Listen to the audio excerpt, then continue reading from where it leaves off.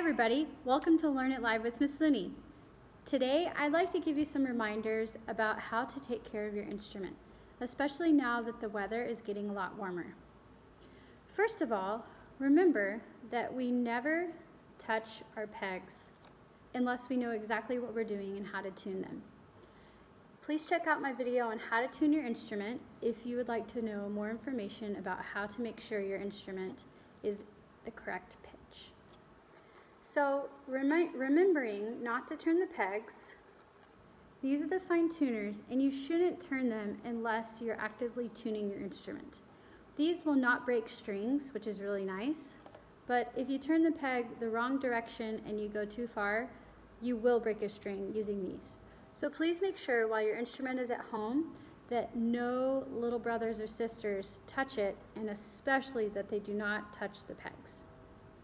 This is called the bridge, and remember, the bridge is not glued down, which means if you accidentally drop your violin or your viola, cello, or bass, or you bump it against something, that the bridge can pop out. And sometimes if it is a hard enough fall or bump, the bridge will break. This is a delicate piece of wood, so we always want to be very careful to make sure that this area of the instrument is protected. So when you're not using your violin, I would recommend, or your viola, cello, or bass, please make sure you store it inside your case, especially if you have younger siblings or pets. Please make sure that this is definitely protected inside a safe area. If you're scared a younger brother or sister might grab your instrument, try to keep it up high on a top shelf where it's safe and protected. This is the jaw rest. Some call it the chin rest, but I like to call it the jaw rest because technically your jaw rests in it, not your chin, okay? So remember, your jaw rests on the jaw rest, and this is held on by some cork which lines the top and bottom of the instrument. And if you hold the instrument by the jaw rest, this can pop off, and sometimes it can be tricky to put back on. So please never grab the instrument by the jaw rest. Always hold it by the upper bout or by the neck. Don't forget, this is the shoulder rest, and it goes on so the wide part, so this is skinny, this is wide, this side is skinny. The wide part goes by the silver of the jaw rest. And when you hold your violin or viola like this, it should look like a frowny face or a little arch. Never ever hold the instrument by this because this can pop off and then you aren't really holding your instrument. It could just fall.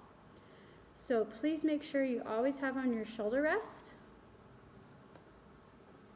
And then now that it's getting warmer outside, you never want to leave your instrument in a warm garage or inside a car or inside a trunk.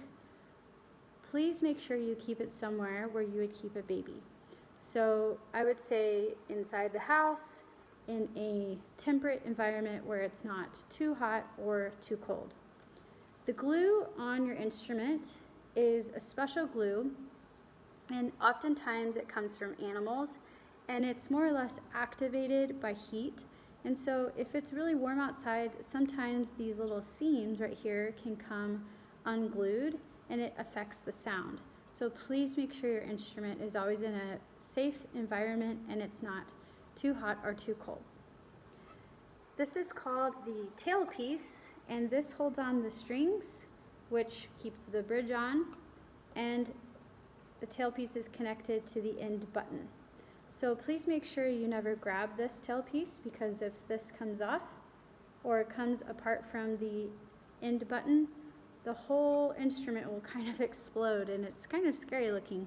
So always make sure this is nice and safe, and you don't need to mess with it unless you're actively tuning and you know what you're doing by watching a video I've sent you on how to tune or a video from another source on how to tune.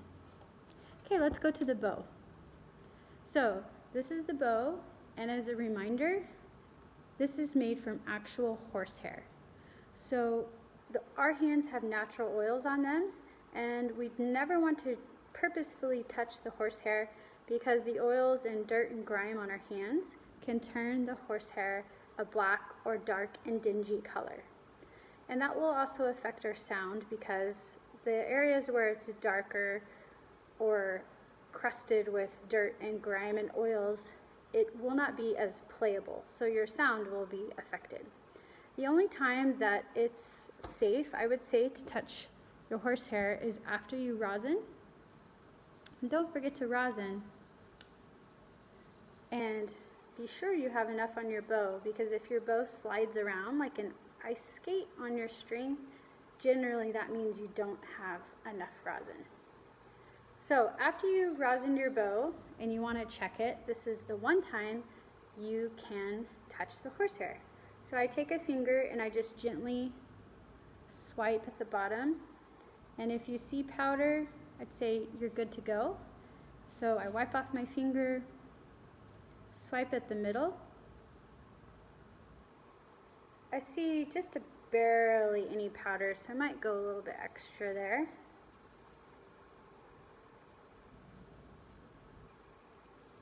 Okay, now I'm going to recheck the middle.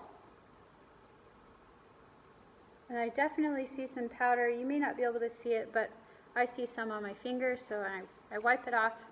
And now I'm going to do the tip. And I definitely have powder. So my bow is rosined. I'm ready to play. Always make sure you've rosined before you start to play. Okay, this is the adjusting screw. And in order to tighten or loosen the bow, you have to use this screw. So the way I like to do it is I turn the bow, well, I guess this is the best way.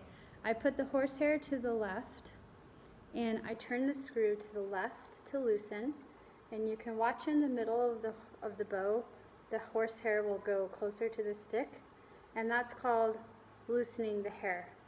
You never want to go so far so the screw starts to come out, because that can damage the bow. So that's too far, don't go that far. Okay, once your horsehair is loose, you can put your bow away in the case. And then if you want to play, you have to make sure you tighten the horsehair, because this sounds really bad. It's just not tight enough of a bow. You have to have some tension in it.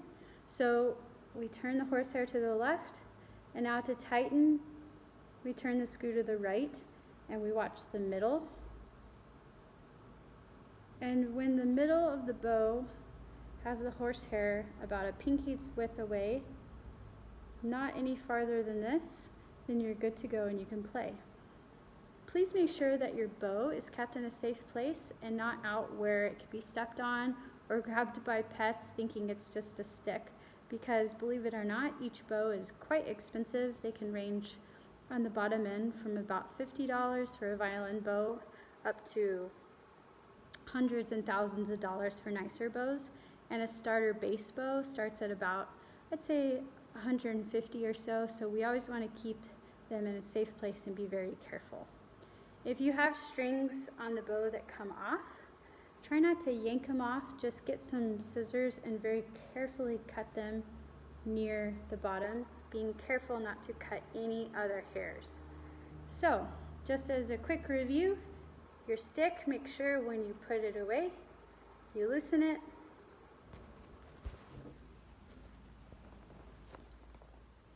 Put it inside the case. This is kind of hard to do with the camera.